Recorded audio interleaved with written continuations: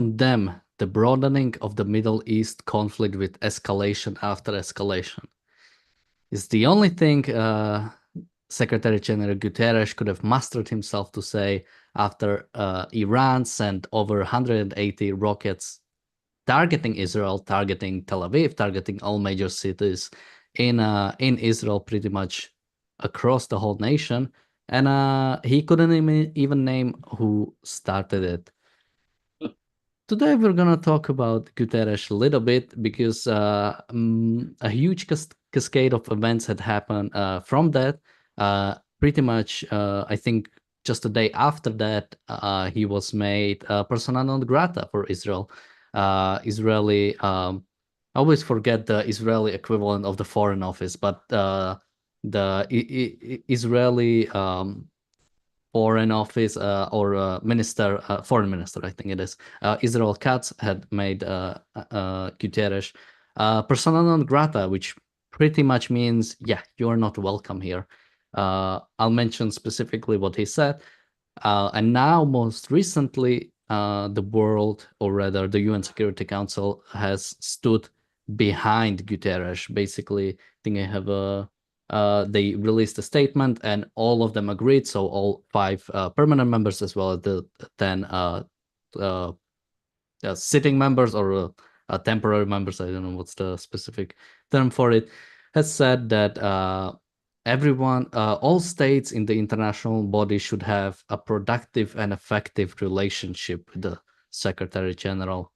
And just to quickly talk about the title, Israel has no place in the United Nations. I'll have to make a case for it, but we'll mostly be talking about Guterres. But I think the more we talk about him, the person representing the UN currently, I think the more apparent it will be that really Israel should leave UN. And if it values its existence, it really does have no place, no place in the UN.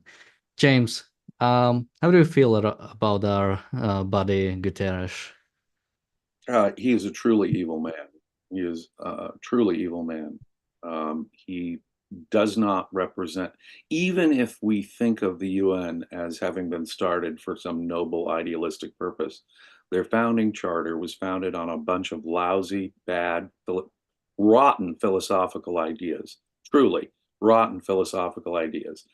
But one might think what a wonderful thing it is to have an organization out there that protects world peace and the integrity of sovereign nations.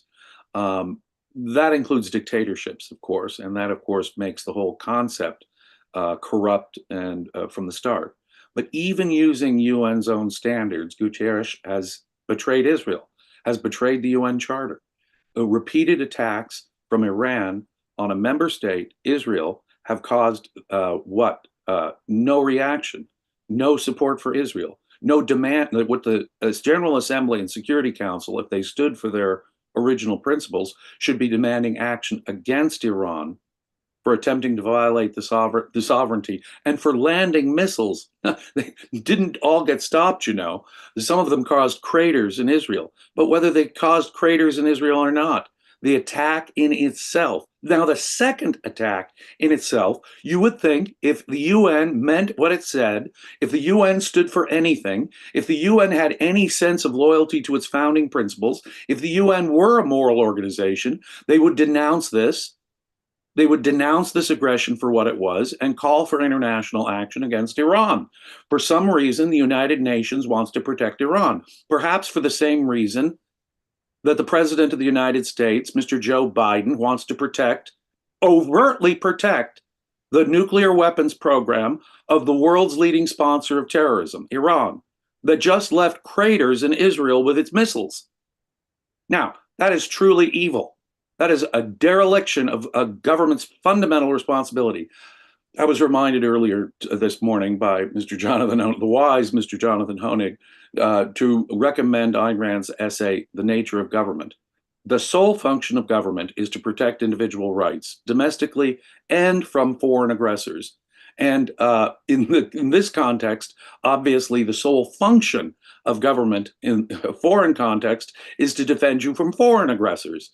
It is the responsibility of Israel, and indeed anyone who calls themselves an ally of Israel or a supporter of Israel's right to exist, to support, call for, demand a reaction against the aggression from Iran. It is absolutely perverse. Guterres, I guess Portuguese pronunciation. Forgive my Portuguese pronunciation. Is of course an advocate of some horrific ideas, but he's been leading the United Nations, and through the United Nations, he is the top boss of UNRWA. UNRWA is an arm of Hamas. UNRWA has been teaching anti-Semitic hatred, has been advocating the murder of Israelis. A United Nations organization under this man's supervision has been advocating violence against Israelis, the destruction of Israel through the organization UNRWA, supporting terrorists, harboring terrorists, helping terrorists.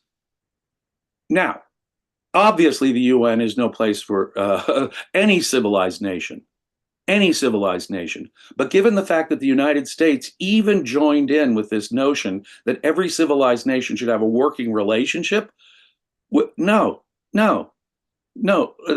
What you're saying is they have to have a working relationship with the most evil nations in the world. They have to sanction dictatorships. They have to sanction China, North Korea, Russia, Iran. No matter how evil or aggressive the dictatorship, we have to have a working relationship with them. That tells you right there the moral corruption and perversity of the United Nations. Israel should leave and would be morally righteous in doing so. And the United Nations, they can gain nothing from them. They have nothing to gain from an organization that sponsors UNRWA, or has Russia in the Security Council, or Iran ever on the Human Rights Council. Neither the United States nor Israel can conceivably gain in any way. It's, again, one of Ayn Rand's great quotes. In any mixture between food and poison, it's poison that wins. Okay? We have nothing to gain from cooperating with, being involved with an organization so evil that it can't even stand up for its charter when a member nation gets repeatedly attacked, as Israel has been. It is a giant hypocrisy, but hypocrisy based on truly evil ideas that we should never have been associated with in the first place. And then to hear the United States today joining in with the other leaders in the Security Council saying that Israel's got to have a working relationship with an organization that supports UNRWA. No, that is, you have to sanction the victim there. We demand sanction from the victim of Israel by Israel. Yes, of course, you've been a victim of UNRWA and us, and a victim of our member states, been attacked by Iran, even though you're a member state with sovereignty. No, you got to suck it up, Israel. Unlike any other nation in the world, they have to suck it up when attacked, in exception, as a big, huge asterisk exception to everything that the United Nations allegedly stands for. No, Mr. Guterres is an evil man who represents a truly evil organization.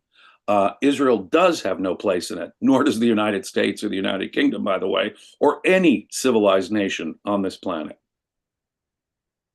We have one person in the chat, I think, summarizing a bit fairly, and I think I'll expand on it. He says, you can't have a united anything without common values. And I believe Ayn Rand talks about it. I think you can just look up a compromise on Ayn Rand lexicon, and you should be able to find it pretty well. A compromise can only be found between two individuals, or in this case, two states, if they have some underlying principle, if they have some underlying value, and they just decide on it. If I want to sell something to someone else, if we both agree that I own it and he can acquire it if we, for a certain price, that is a trade that can be made.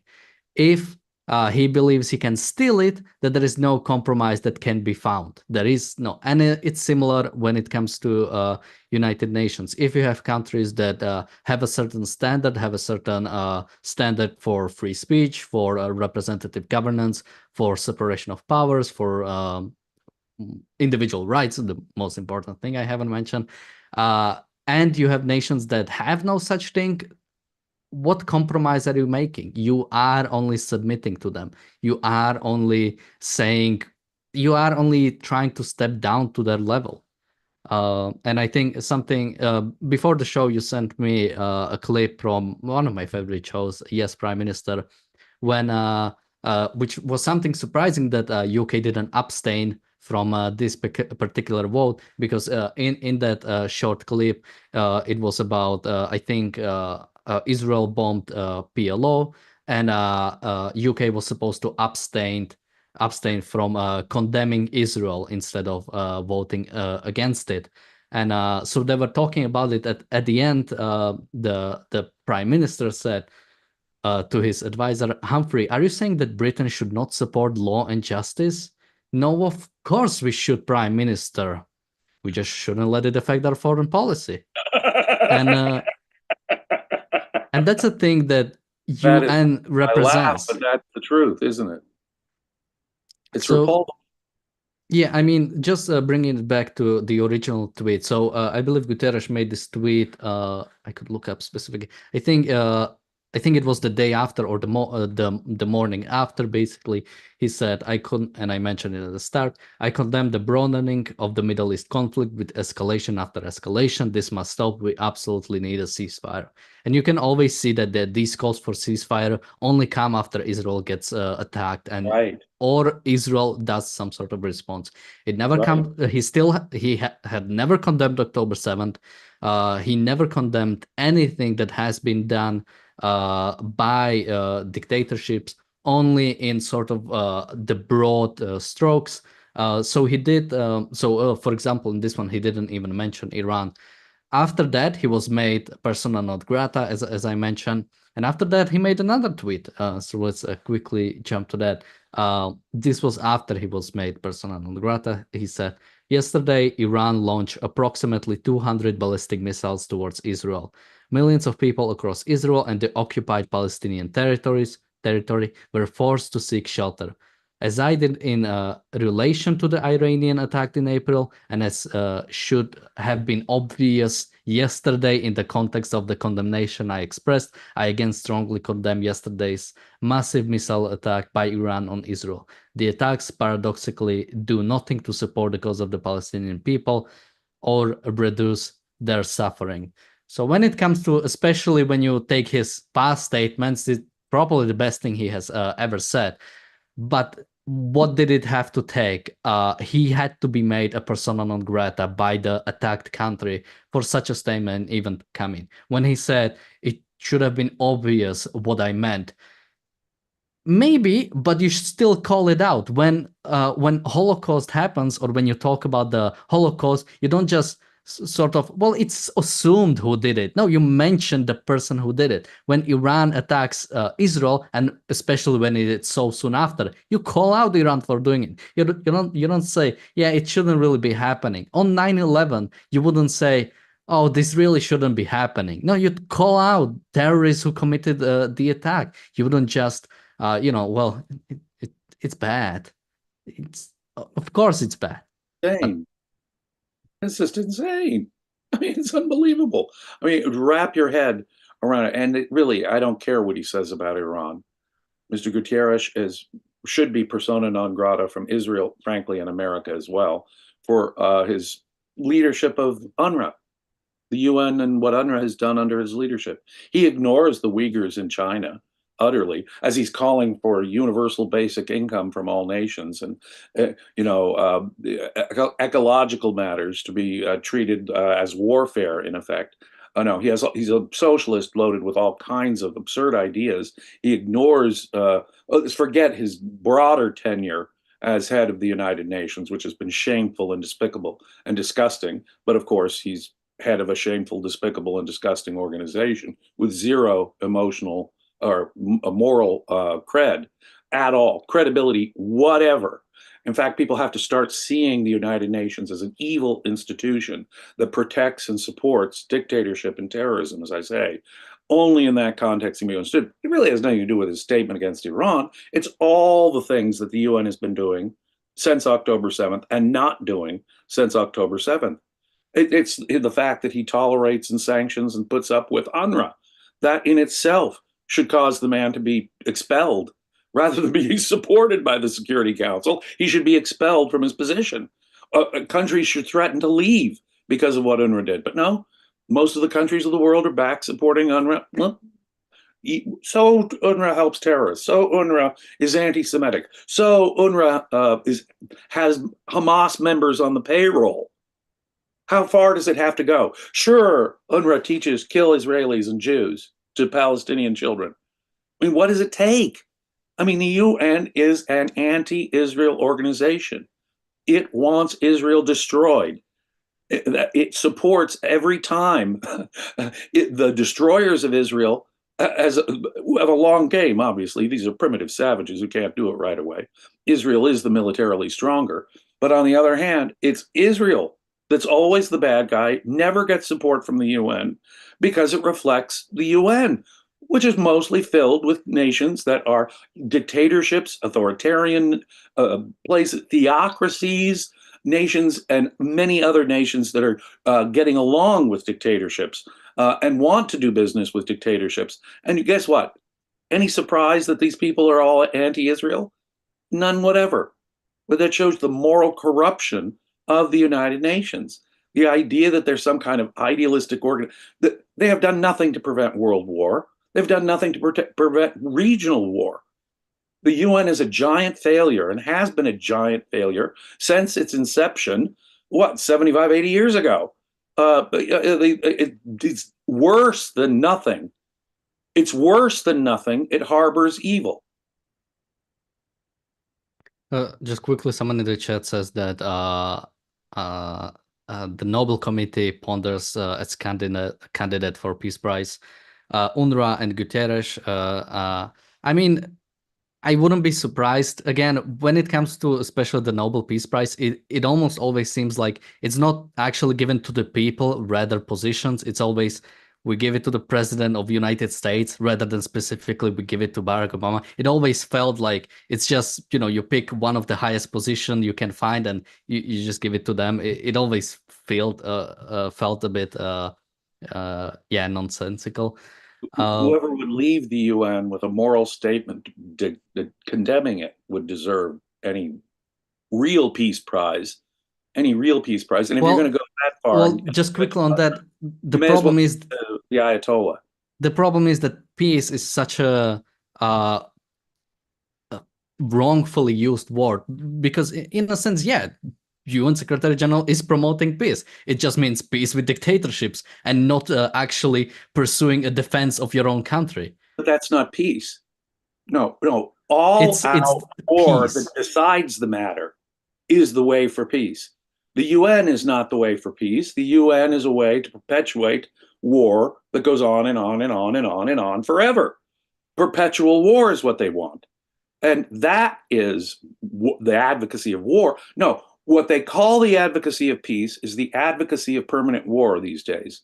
What they call, escalate, the fear of escalation and the outbreak of a regional war or World War III or whatever, that is the only path towards peace. They've got it exactly upside down, exactly backwards, and it's informed by the background of a morality that says all violence is intrinsically evil. Well, no, that's not true. The aggressor's violence, the initiation of violence is always evil, but the person who uses violence in self-defense and in protection is heroic, is noble. That's good violence. They're going to say it again. That's good violence. When you've got a Kantian idea that, I'll forget the fancy Kant. How about just the Christian idea of turn the other cheek, love your enemy, submit to the evildoer? Okay, that kind of a notion that any force used in self-defense is evil is itself evil.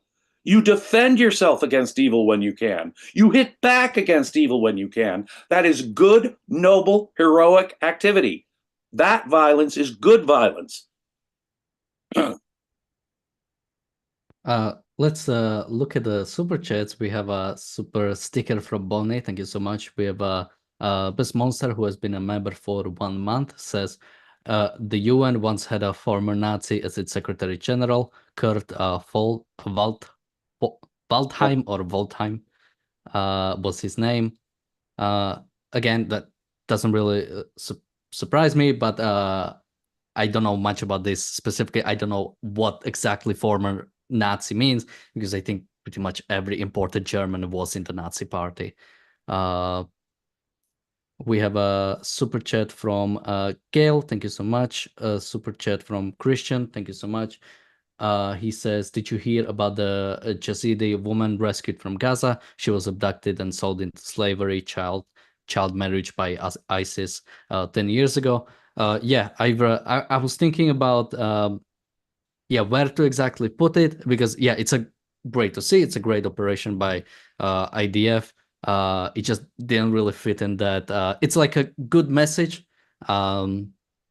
We should have definitely mentioned it, but it's great to see. Islam still has slavery today, still has sex slavery today. They still treat women, in effect, as slaves in many parts of the Islamic world.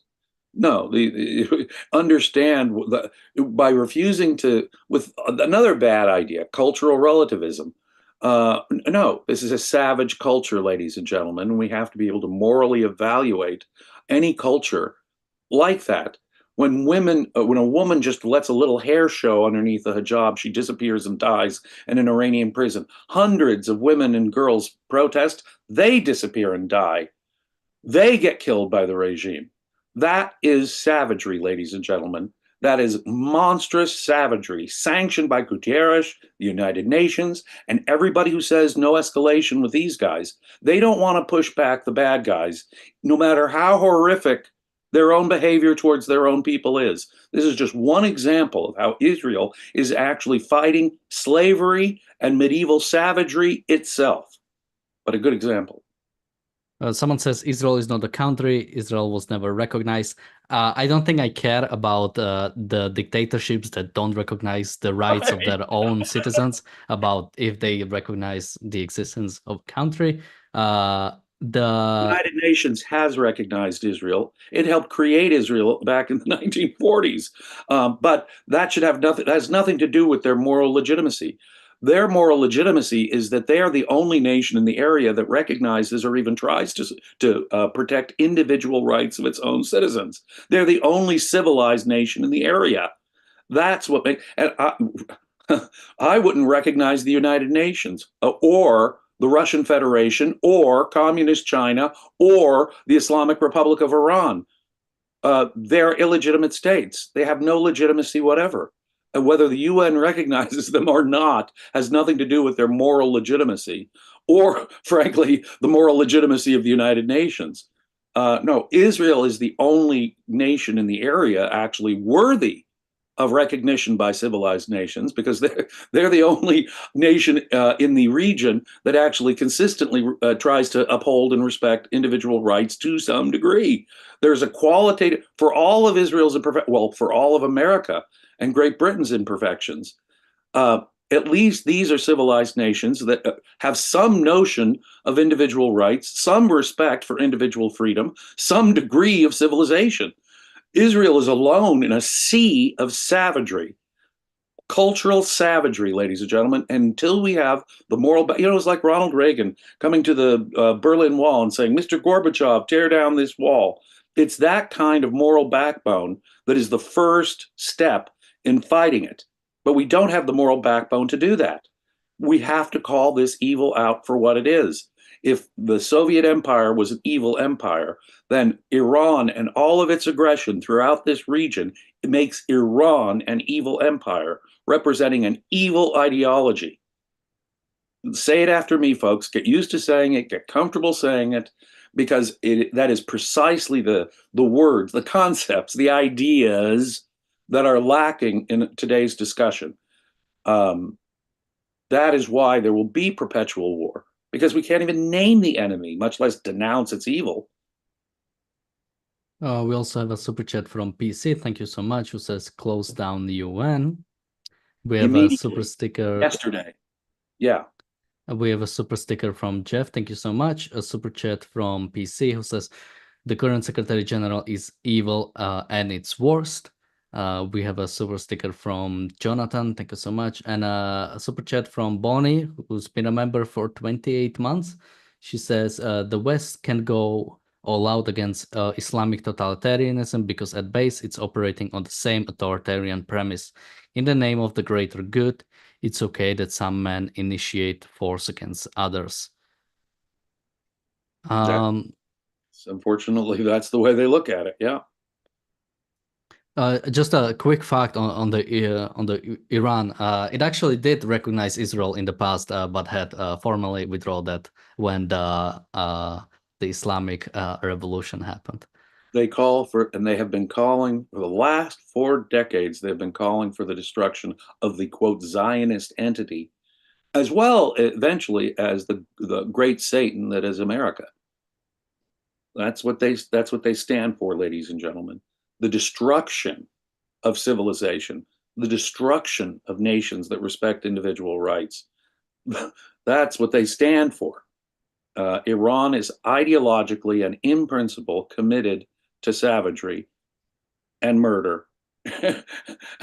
There's no other way of looking at it. They're evil to the extent Guterres and the UN sanction them. The UN is equally evil, and its leader is equally evil. Yeah. Just quickly, someone in the chat says, if Jews had settled in Uganda, all you guys would be harping on evils of sub-Saharan ideologies. Yeah, because they are. I don't know much about that region, but just judging on the countries, judging on that many of them are dictatorships, just taking over by a different warlord. Yes, it's not that much different from the Middle East. I'd like to point out there are a few, at least, emerging countries that I think are trying to do better. I think Botswana is one of the freest current countries in Africa, and I've seen a lot of trying to basically free up the economy, trying to have some more liberty, have some more freedom. And you can see it in some African nations. But as with most of the world, it is still authoritarian, as well as the philosophy there is still basically that sort of collectivistic During the authoritarian. entire Cold War, the entire eastern half of Europe was illegitimate. They were dictators under the thumb of the Soviet Empire, and we shouldn't have had any relationship with them. In fact, I would make the point more broadly. I would have no civilized nation should recognize an illegitimate dictatorship of any kind, No dictate. The minute you say, "Yeah, I'm willing to talk," recognize you and talk like we're old friends, you have caved in morally to dictatorship on principle and in principle. And you've done no favor to the people who are suffering under those oppressive regimes. No, the people responsible, we become in part responsible for the dictatorship's oppression of its own people when to the extent that we recognize such governments at all. That's one of the fundamental things wrong with the United Nations. And that's why, as I say, and I will always say it like this, the United Nations is a dictatorship and protection racket. That is all it does. That's all the effect of its existence is to morally sanction and physically and materially support dictatorships and terrorists. And just quickly, since we only have about 30 seconds, just wrapping up, Israel has no place in the United Nations. I think despite not addressing that point directly, I think you've heard from the UN Secretary General, from the general attitude of the nations in the United Nations, or at least the large majority of them.